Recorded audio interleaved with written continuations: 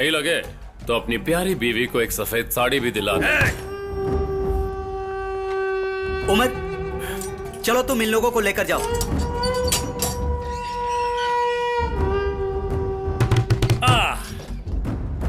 चंद्रा, तू यहीं पर रुकेगा। अगर कोई कंप्लेंट करने आए तो संभाल लेना। आगे तू समझदार है, पता है ना क्या करना है।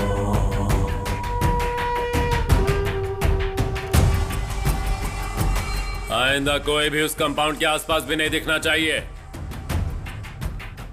वरना वर्दी के सारे स्टार निकाल के ऑटो रिक्शा चलवाऊंगा।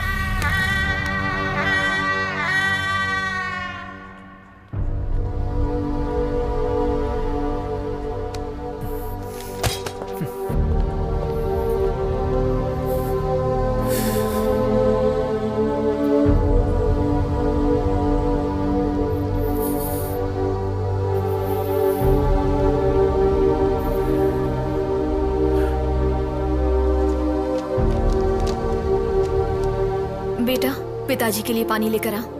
स्टेशन तो जाकर आए हैं, क्या खुद से पानी भी नहीं ले सकते किचन से?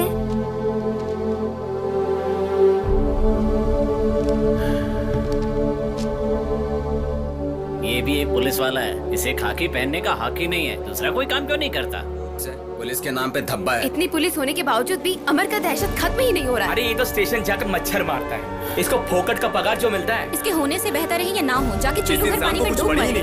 ये बस ऐसे ही बैठे रहता है।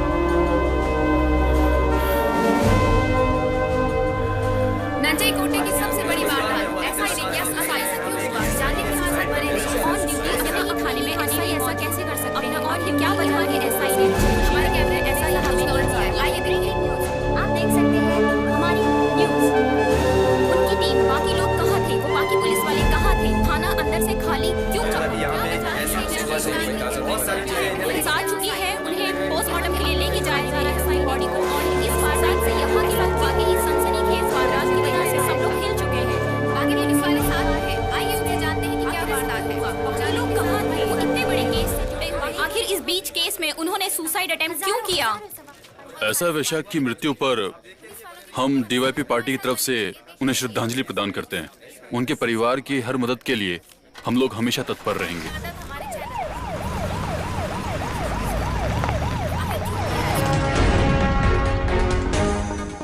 और वैशक की मौत के बारे में सीबीआई चीफ सेक्रेटरी ने कहा है कि इस केस की सीबीआई द्वारा गहराई से तहकीकात होनी चाहिए। इस पुलिस वाले का इस तरह से खुदकुशी करने के पीछे उस पर क्या दबाव होगा? इसके पीछे क्या राज है? इस मौत को ऐसे मामूली तरीके से नहीं लेना चाहिए।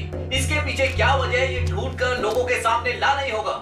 अगर पुलिस वाले की खुदकुशी के पीछे कोई दबाव है या कोई गुंडागर्दी का दबाव है, ओके तो सर, उनके ओके खिलाफ मैम, कड़ी थैंक से यू। कड़ी कार्रवाई करनी ठीक है, तो चाहिए। मैं भी चलता हूँ। अधिकारियों विजय सर से का मैं कल कहना सुबह है मिल लूंगा। कि रिपोर्ट के बाद ओके। इस केस को सीबीआई को सौंप दिया जाएगा।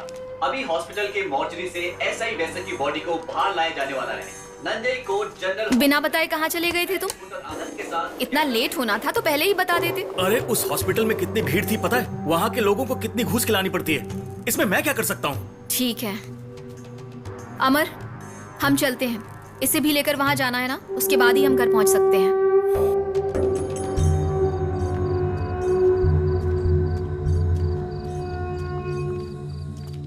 अप्पू, हाँ? उस आदमी ने सुसाइड क्यों कर लिया? अरे छोड़ो ना संगीता, अपने को क्या मतलब?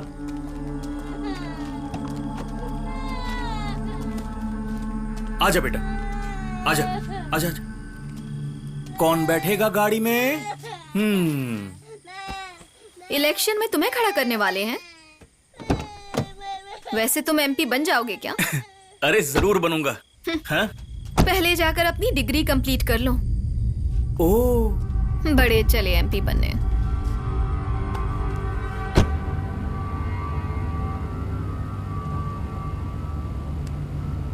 अमर, एमपी बनने के लिए अप्पू मुझसे ज्यादा काबिल है क्या? तुम कुछ बोल क्यों नहीं रहे हो?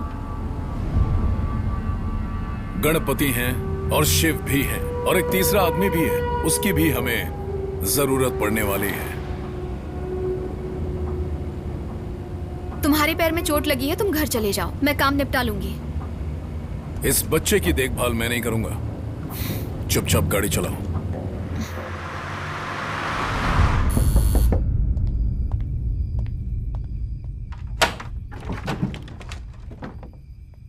बोलो, कौन हो तुम?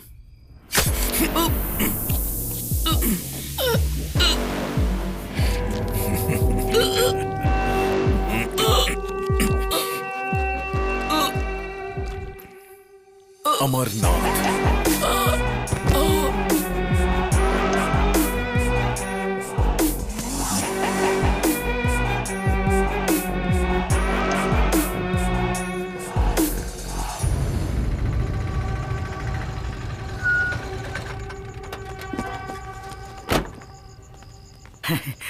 इतनी देर हो गई, तुम वहां से निकल चुके थे ना? अरे पूछिए मत अपो भाई, आते समय रेलवे स्टेशन पर एक आदमी को लिफ्ट दे दी, उसी में लेट हो गया। लिफ्ट दी? अरे लिफ्ट ही तो दी है। देखो, कैश लाते वक्त बेकार में दूसरे को लिफ्ट नहीं देनी चाहिए, समझे? अगर कुछ हो जाता तो? आप तो जानते ही हैं उस सावधान एक्सप्रेस के टाइम के बारे में। जानता हूँ, पर मैं नहीं जानता था ना, कब से वो सड़क किनारे खड़ा था, आने जाने वाली सभी गाड़ी वालों से लिफ्ट मांग रहा था, पर किसी ने लिफ्ट नहीं दी। मैंने उस बेचारे को ऐसी हालत में देखा तो मुझे दया आ गई, मैंने लिफ्ट दे दी।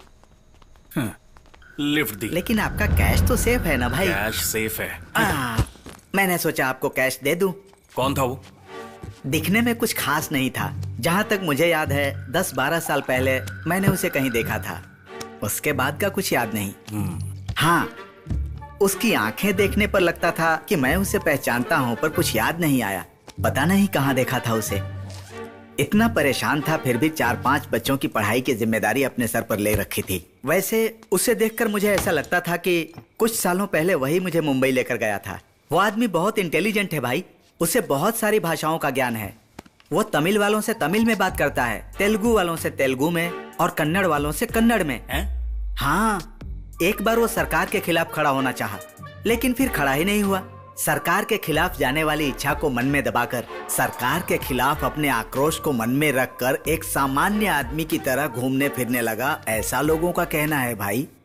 ऐसे 5 साल गुजर गए, मेरे मन में एक आइडिया आया, क्यों ना उस आदमी के आक्रोश को फिर से सरकार के खिलाफ जगाकर क्यों ना उसका साथ दे। मैंने तो ऐसा सोचा था, पर मैं क्या कर सकता हूँ, है ना?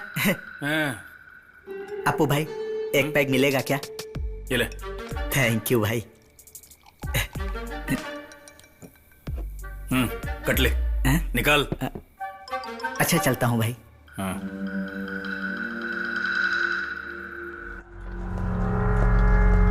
ए बिजू, मेरे लिए चाय लेके आना। सुन रहे?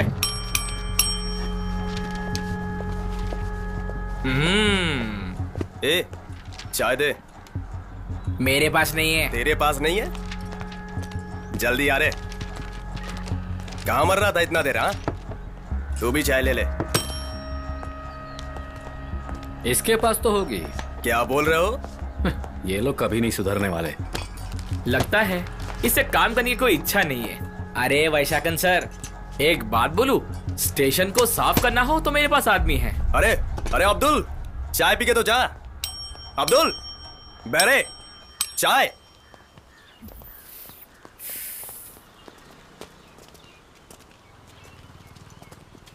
अरे जरा जल्दी चलना।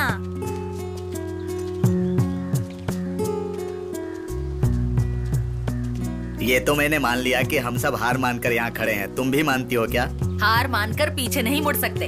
यूनिफॉर्म पहनकर बैग लेकर घर से बाहर निकलेगा तो यही सोचूंगी ना कि यहाँ आ रहा है। मैंने कुछ गलत कहा क्या? आजकल के लड़के तो अपनी मन मर्जी करते हैं, हमारी कहाँ सुनते हैं। इसे पढ़ाने लिखाने में पूरी उम्र लगा दी, कहाँ कहाँ मन्नत नहीं मांगी। एक बार पलिनी मंदिर तक भी गई थी, उसके बाद तिरुपति गई, उसके बाद इसके एक दोस्त ने इसकी नौटंकी के बारे में मुझे बताया।